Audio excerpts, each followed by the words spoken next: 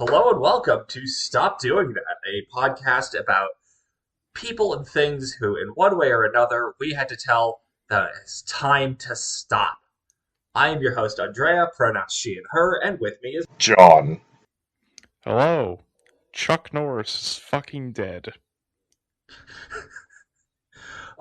So before we get started, I did wanna lead this episode with a little bit of an appetizer. Um, as we're on episode 6 and we draw closer to 10, I noticed just a little bit of a trend. John. You tend to do episodes, broad topics, multiple instances of the same thing, and I tend to do the very narrow focused topics. And I wanted to acknowledge just out loud that I really like this dynamic that we don't have to restrict ourselves to it, and I get the feeling that we won't. But I just wanted to say, I really like your presentational style. I appreciate that. Thank you. Like you say, I do try to do different topics. Unfortunately, a lot of them are related to New York, including my next episode. My next episode, I will say, it is going to be back in New York. Ah, damn it! I was already planning episode 8, and I was like, all right, we're gonna be back in New York for episode 8. God damn it. So, we have a lot of ground to cover. John. I'm gonna move us swiftly on from this digression. Um, Last time, at the end of our last episode, we deployed a literary device known as foreshadowing. I promised you that we would speak about a man, his car, and the promises he couldn't keep. Okay. You speculated that this episode might be about Elon Musk. And originally, there was a joke in here about the fact that it couldn't have been Elon Musk because he has never actually faced consequences for any of the bullshit he has done. That is true, That yeah. was that was until this Friday evening when Elon Musk was convicted of acting fraudulently in his purchase of Twitter. I hadn't even heard about this. What? I only learned about this because I was out to a dinner with some work colleagues, um, and we were all looking up at a television at the instant the news program flashed the words Elon Musk convicted. And yeah, there have been charges filed against him for acting improperly in his purchase of Twitter, I, and finding that he manipulated some of like the stock value and all. I mean, I'm not surprised by that, but I didn't even heard that. I didn't even hear about this. The fuck? I mean, we'll So, see. yeah, 2 years time, and we'll have an Elon Musk episode. We'll see if he actually you know. It's one thing to be charged, so it's another thing to go to prison or something like that. That concept is going to come up later in this. So hold on to All right. that. Okay. We are instead going to speak about a man who I consider to be sort of the opposite of that side of the coin. A an ego driven an ego driven wealthy man. Well, kind of wealthy man. With a dream to build a car, but who would ultimately crash and burn. Okay. Um, John. you are my cars person, and I think I've busted out this rhetorical question before, but what do you know about Preston Tucker? Uh, I think I've heard of Tucker as a car manufacturer. Um, I don't know anything about Preston Tucker. Unfortunately, I have no idea who that is. So Preston Tucker is the man behind the Tucker automobile, Uh, and that's who we're going to talk about today. I Before we okay. go further, I wanted to disclose the primary source that I've used for this entire endeavor. That is Steve Lehto's Preston Tucker and His Battle to Build the Car of Tomorrow. Um, this is a really good book. It's not that long, though it did take me a bit to get through it, just making notes. Um, and Mr. Lehto has done a number of other books on various car topics that may end up becoming episodes. Um, and John. I am happy to mail you this copy of Preston Tucker if you would like to read further once we're done recording these episodes. I might see if it's available on audiobook to the library that I use. So Not a bad idea. I would quite like to read some more books about cars. Yeah, it's not available as an audiobook, but it is available on the platform I use. All right. Yeah, it's a genuinely enjoyable little read. Okay. I have had to cut a number of chapters from this script because another little thing, listeners, my scripts normally run to about 4 to 6 pages. This script is 13. Ooh, boy. So we're gonna get right into it. Preston Thomas Tucker would be born in 1903 in the town of Capac, Michigan. Though he would in his early years end up moving to Detroit, and throughout the rest of his story, I'm not going to touch on all the times he moves or make note of them. But he does a lot of moving. He does not stay in one place terribly long. A lot of the time. Um, as a teenager in Detroit, he would drop out of Cass Technical High School in order to work as an office boy for the Cadillac Corporation. Um, though this would be sort of short lived. Um, there's one funny the anecdote about that in the book. I shouldn't call it an anecdote, but the mention of it here in the book uh, has issue with him going about the office on roller skates to speed up his time. But Uh, the yes, the Sonic approach. Sonic being the restaurants, of course, that is.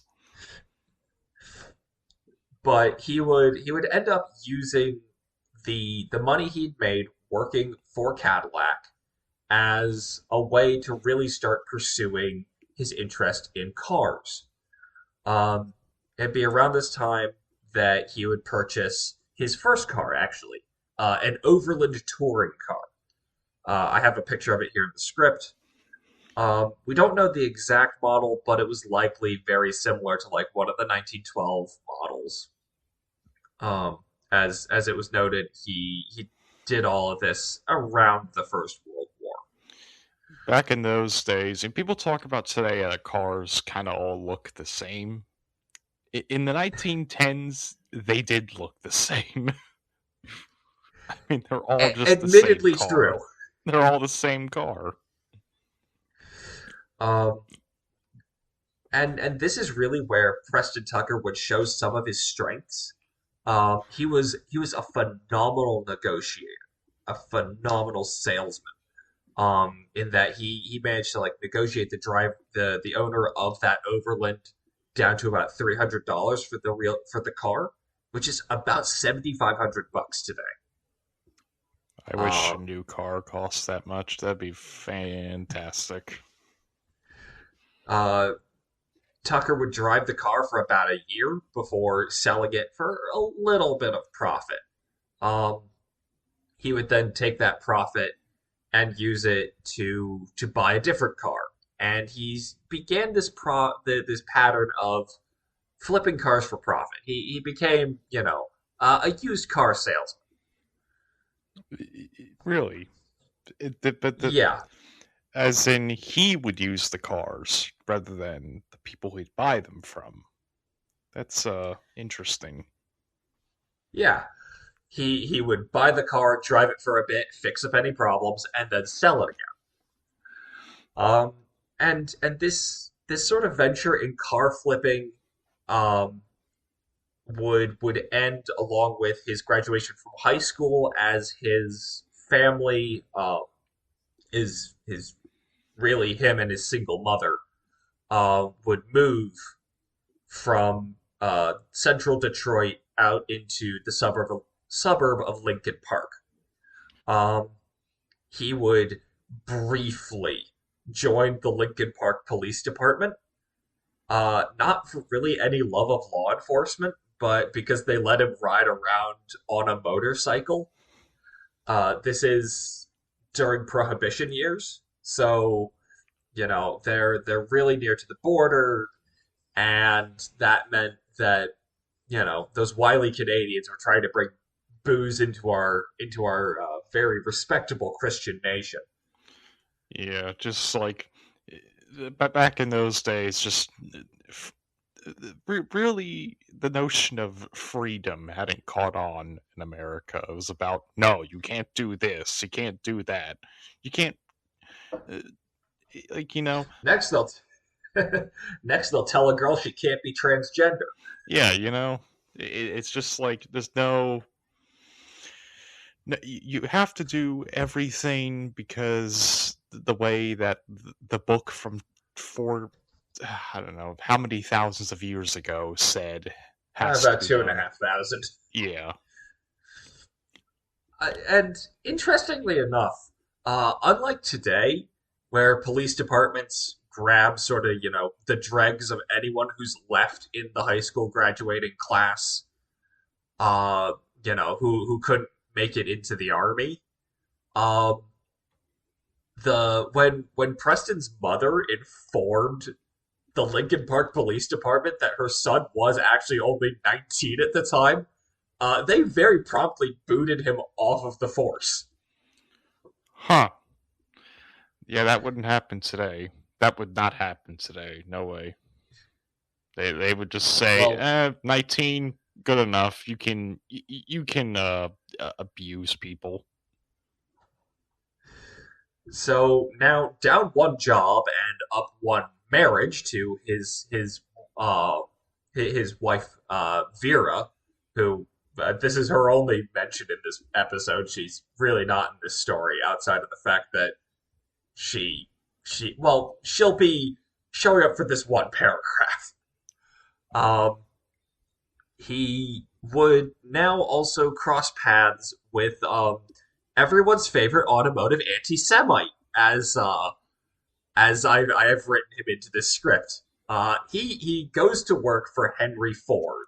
Oh, Um, so he would work day shifts on the Ford assembly lines in Detroit, and at the same time, as a form of additional income, his wife Vera would run a gas station.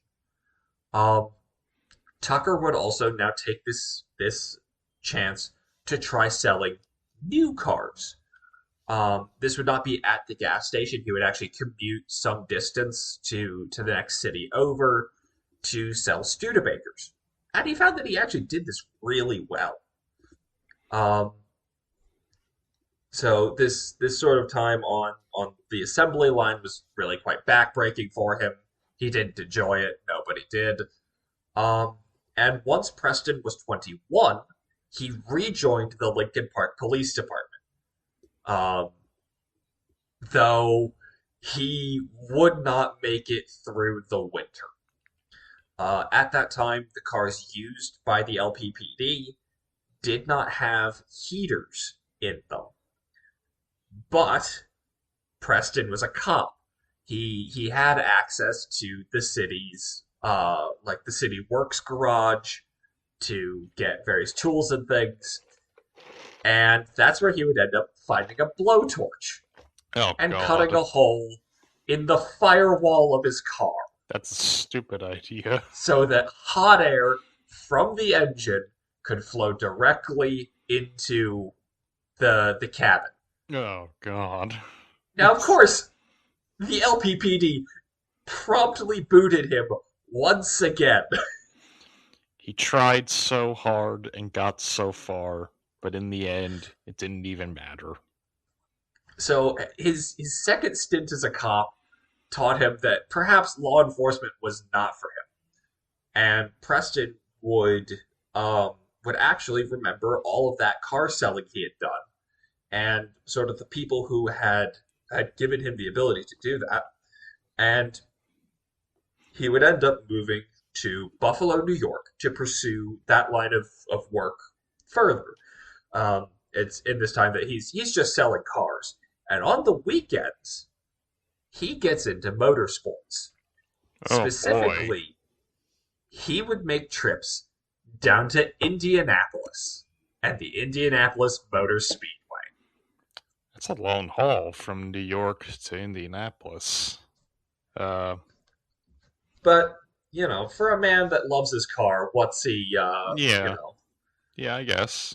what's a few hours? Yeah. Um, and it's here that we're going to encounter another name that I feel like you might know.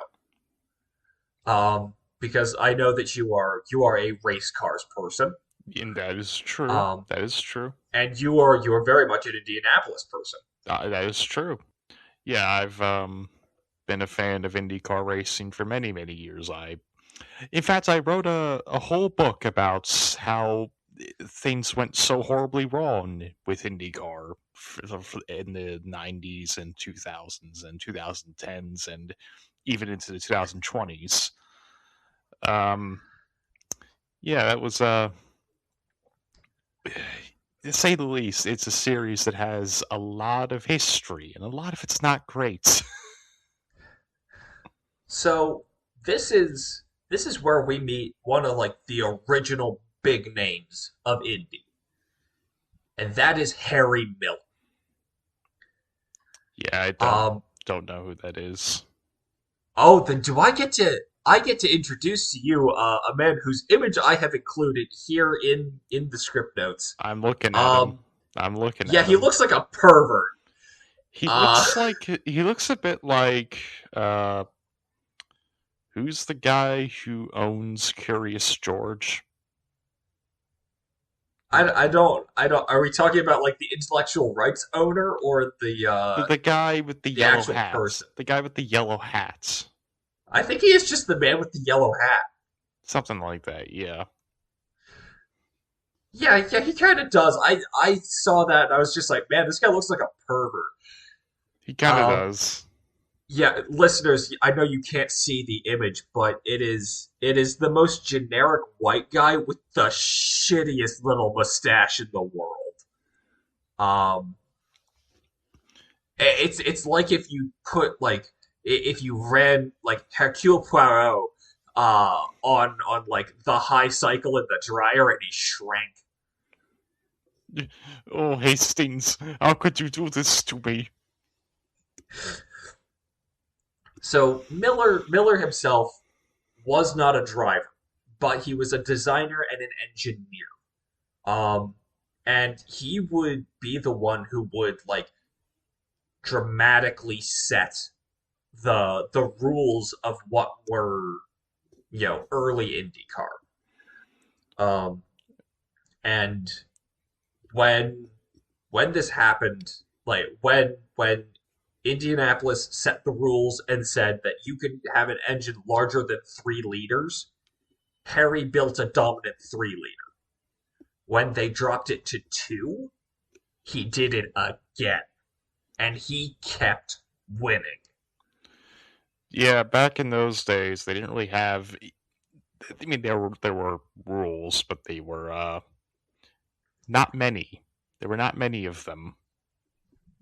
I will have to say I did see a bunch of like the old school race cars while doing this episode, and man, the aesthetics of the old school race cars, it just fucks.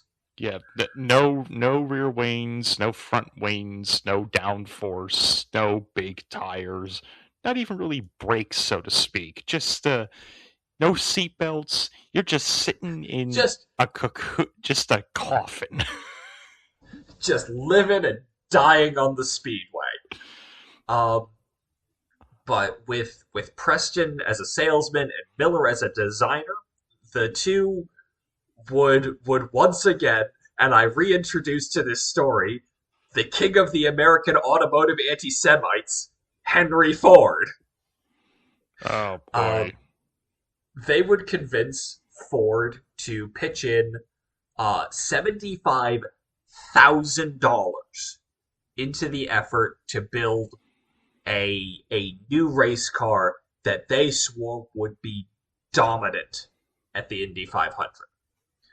Um, and the Tucker Miller team would end up failing to meet every single goal. Oh no. Miller had proposed a four-wheel drive car with a brand new big engine under the hood. And Ford had said, "Okay, build us 10 of Yeah, them." that. They would end up building about half of that, and one of them would be disqualified. So they would end up running four vehicles during the 1935 Indianapolis 500. All four cars would drop out due to mechanical failure, and the last one would hold out until lap 147. Yikes. Yeah, that's not. That's only about. You still got 53 laps to go there. That is Yep. rather humiliating, to say the least.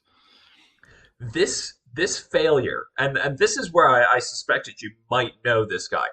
This failure would burn the Ford Corporation so badly that they would not return to racing until 1952. I feel like they may have come back in '52, probably to do NASCAR. I would assume, because that's when it was still. It wasn't popular, but it existed and was starting to get some manufacturer support. I know around that time. So, like certain automobiles, we'll now drop out of our podcast into the pit lane of the conversation corner. Right. So, as Andrea mentioned, start the episode, something about Elon Musk. I am now going to give you an update on the ongoing catastrophe that is Tesla Motors. The NHTSA. Yeah, Has, NHTSA baby. yep, they have escalated their investigation into Tesla's full self-driving software system because it is Oh boy. because they have found that it is unable to handle really just basic aspects of driving, such as sun glare, fog, basically anything where if it can't see perfectly, it will kill you. Okay. So here's one of the things. My old Subaru had and they still do had like those adaptive cruise control features, and it had three cameras mounted, two at the top of the windscreen and one lower down, um, for like tracking stuff, and that couldn't handle like maintaining cruise distances to other vehicles if the sun was in its face. Yeah, Why did they think it would be capable of doing it on a Tesla?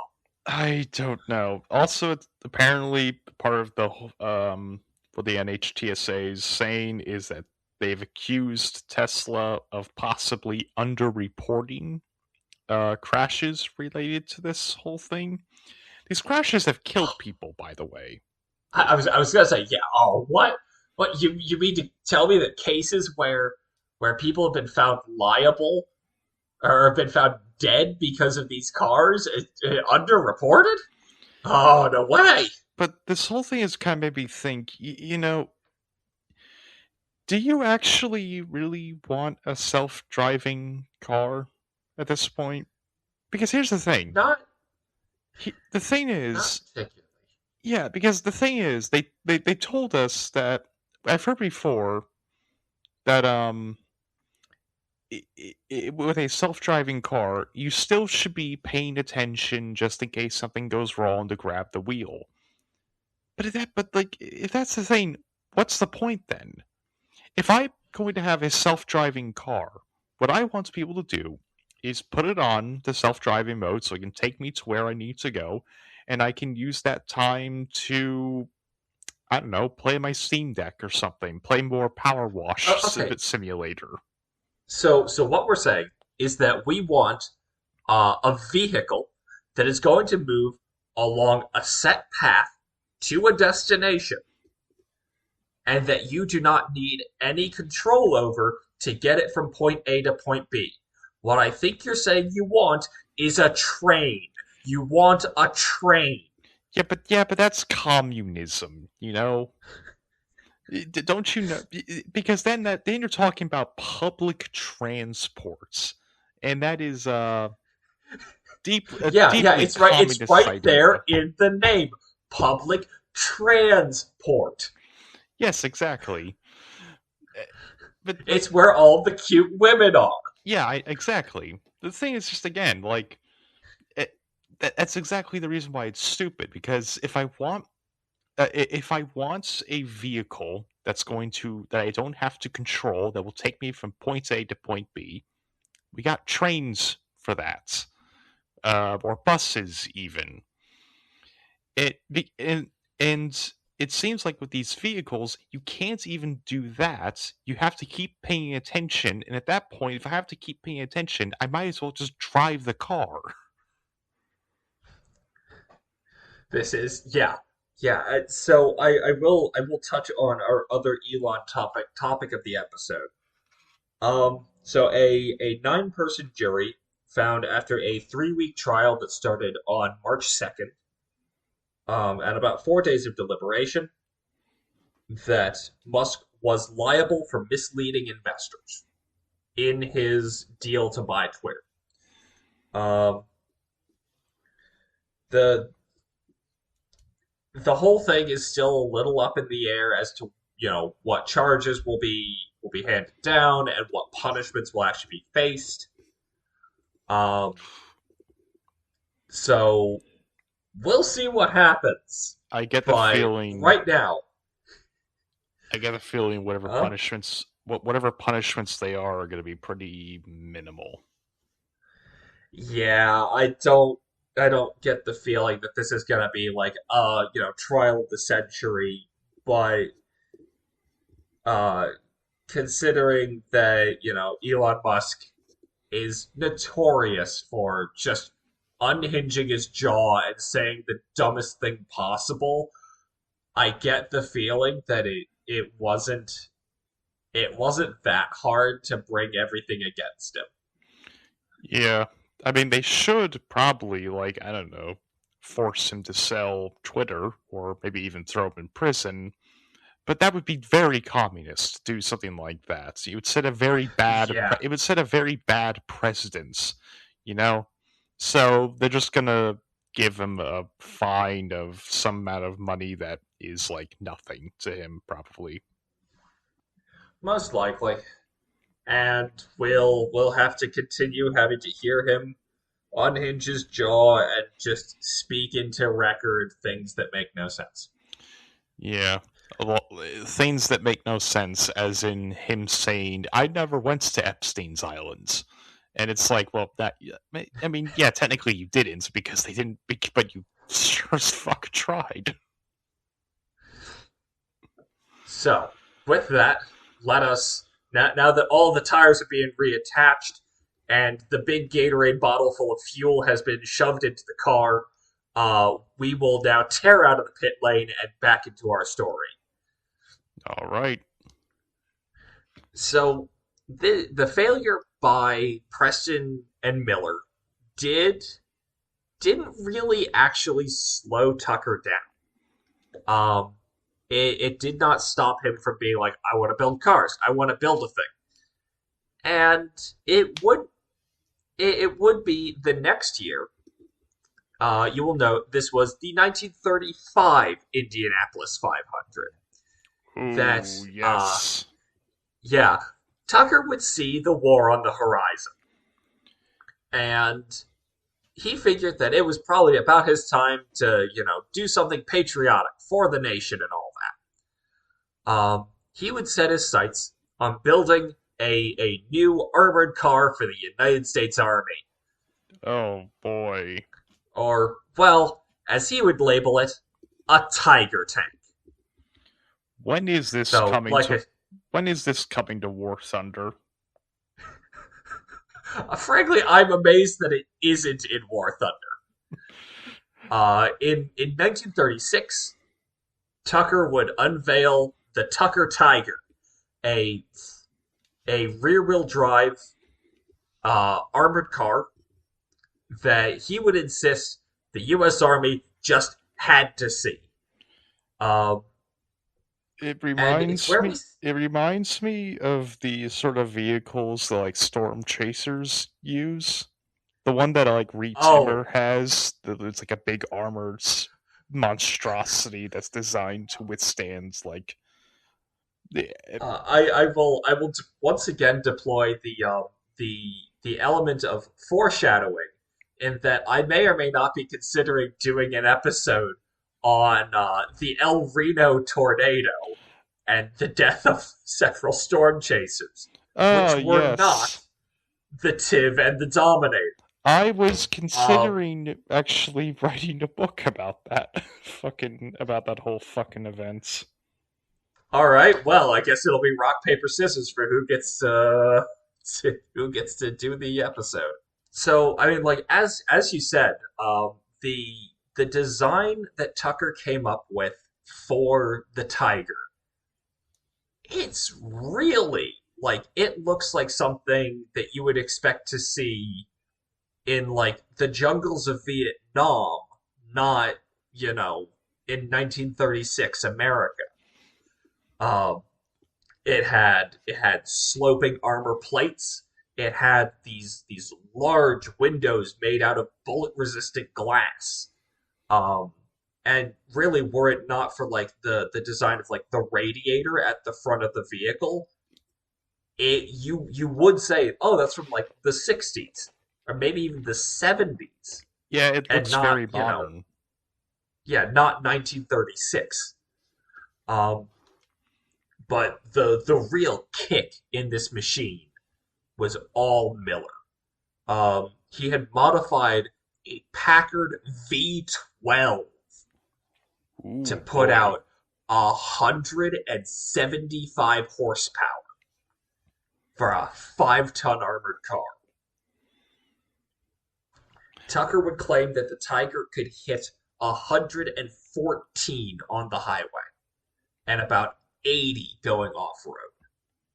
I feel like I feel like the Top Gear trio would have a field day with this fucking thing. Oh yeah, I get the feeling that do you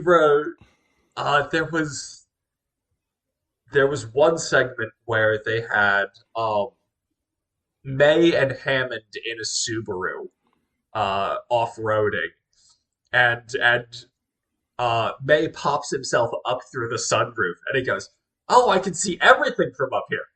Like Rommel. Oh my It's like god. it's like I get the feeling they would reenact that bit with this thing given the chance. Yeah, I could see that. Yeah. The Tiger would be fairly well armed for a vehicle of its size. Uh, Tucker would equip it with two 30 caliber machine guns, likely M1919s. On the image, especially like the front view image, you see sort of the two bulges at the sides of the fighting compartment. Those were where the 30 calibers were mounted. There was one 50 caliber machine gun that was mounted more or less on the center line. If you see that weird cutout in the hood, that's where it was fitted. Yeah, yeah, I Um, see it. and then he would also equip it with one 37 millimeter automatic cannon produced by the American Armaments Corporation. That's you can see it in the first image I provided. That's the one with the big turret on the roof. Um, this this cannon would be mounted in a large glass bubble style turret mounted on top of the vehicle, and this turret was also Tucker's very own design. Both of them were. The gun itself wasn't very good. In the ensuing war, the American armaments 37 millimeter would not see a lot of service, and where it was used, it mostly proved a detriment in almost every circumstance. You're It would not be used by the United States military, but I will say it will be back. oh great. You're telling me the guy who designs cars is not very good at designing turrets. Oh, believe me, I will. Again, this is foreshadowing. There is one item related back to like the Indianapolis days that I cut out. Um, but if you know anything about the company Marmon Harrington, Oh yeah, uh, I know that name. they'll be back, Oh or boy. well, they'll be getting their own episode, and this canon will be back. Yeah, they made the car that won the first Indy 500, I believe, the Marmon Wasp, I think it was called. So how do you think they'll do when they try to build a tank? Not well, I imagine. That's not their wheelhouse. So that second image is the redesigned version that would come in I think about 1940. Again, Tucker's own design. They removed that 37 millimeter turret and replaced it with a pair of 50 caliber machine guns. This for the purposes of like aircraft defense, or well, defense against aircraft. Um, God, imagine the being a German pilot and you get killed by that fucking thing. the armor was generally a little over half an inch in thickness all over the vehicle, which is enough to handle light arms fire, small machine guns, things like that. And we've noted on the speed before. This thing could do up to 100 miles an hour on roads, and considerable speeds off roads. To to compensate for this, Tucker actually implemented a novel safety feature. Um, the Tiger's interior was lined with a rubber foam padding, the whole thing. So if you were suddenly thrown against the side of the vehicle, it wouldn't hurt as much. Okay. That And in one of the weirdest little additions to it, the Tiger actually had independently movable headlights. all right. I mean, I guess that could be useful. I mean, if you're like in a weird environment somewhere in the hills of France fighting the Germans, I could see why that might be useful.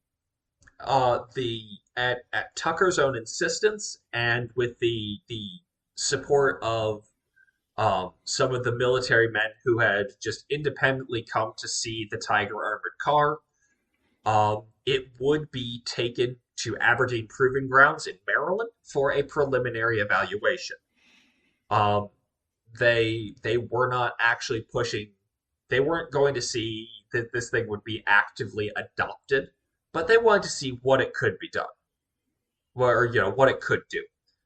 Um, the army elected that they would not push the Tiger over 60 on any roadways. Oh, come This on. is this is for two reasons. One, the Tucker Tiger was a rear wheel drive, short wheelbase vehicle that weighed 5 tons. Yeah, that'll do it. And the second was in the Army's own words that there was no military value in being able to go at 100 miles an I, hour. And to a degree, they're correct. Um, I disagree. You can see, imagine like a giant line of of Nazi soldiers coming towards you, and you're just driving, you're just barreling at them at 115 miles per hour in a 5 ton vehicle. It'd be like bowling. but you also have to acknowledge that the rest of the available armor, like your armor and your infantry, are going to be advancing, if they're in trucks, at best 50 miles an hour. I'm just getting the image in my head of just German soldiers getting just completely blasted by this thing and just going flying like 100 feet in the air because they just got smashed into by a 5 ton hunk of metal. So, I mean, yeah, like, this all sounds actually pretty fairly normal for a military evaluation. There were some things that they liked, there are some things that they didn't like. And, surely there were a horde of, Tucker's Tigers, ran Fritz back over the Rhine, right? Well, about the off-road handling. Oh boy. You see, Aberdeen is one of the big. For those who don't know, like I've had the chance to visit near to and see, portions of the Aberdeen Proving Grounds. At a safe distance, of course. The Army doesn't just let us wander around there, but they're, they do a lot of work there.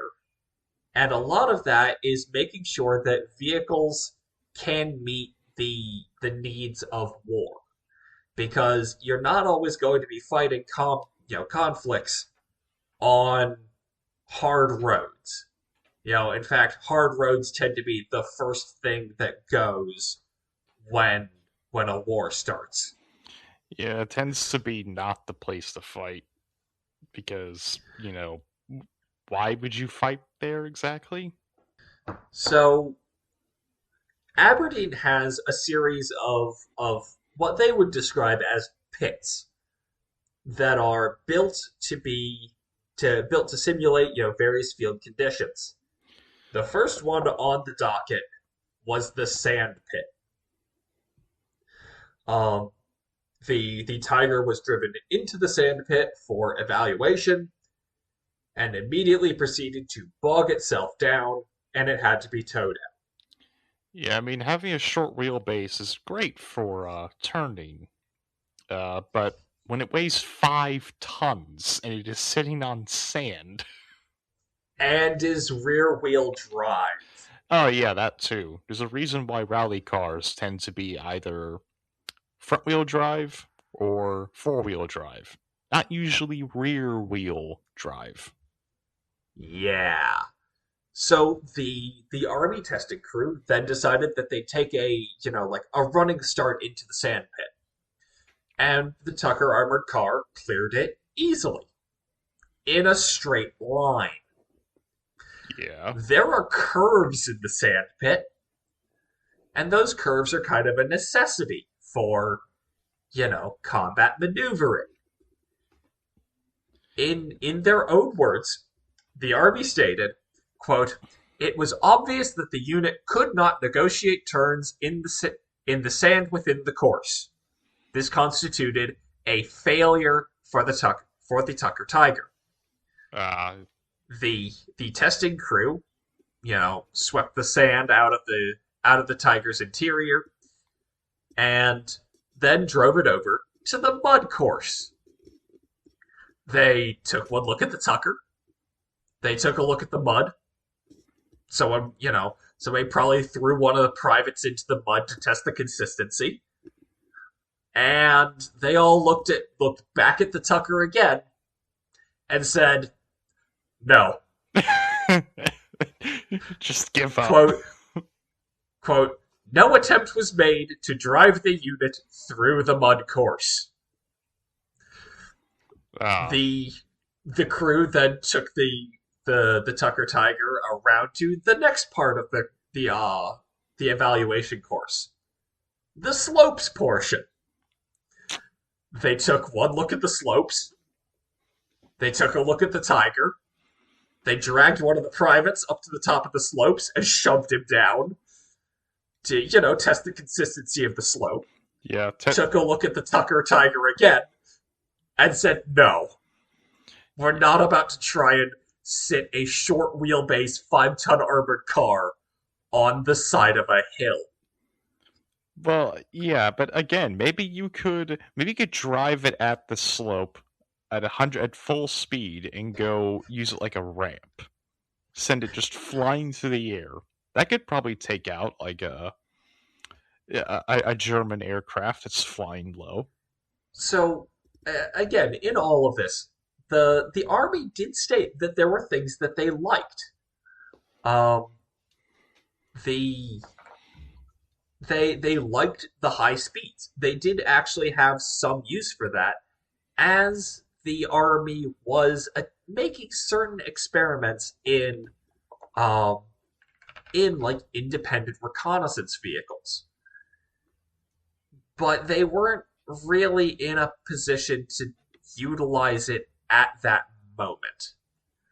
Um, but they did tell Tucker this: if he could meet the capacities of the M3 armored car, which I'm providing you an image of now, if they could meet the capacities of the M3 scout car, then they would consider the Tucker Tiger again. They weren't immediately sending him away to, just be like, "No, no, we don't want this completely." They were like, "Okay, this is good. You tried. This is the fruits of American industry." But, there were the things that would limit it from service. And in comparison to things like the relatively wider and heavier set M3 and the eventually adopted six-wheel M8 Greyhound armored cars, it's kind of clear why the Tiger didn't move forward.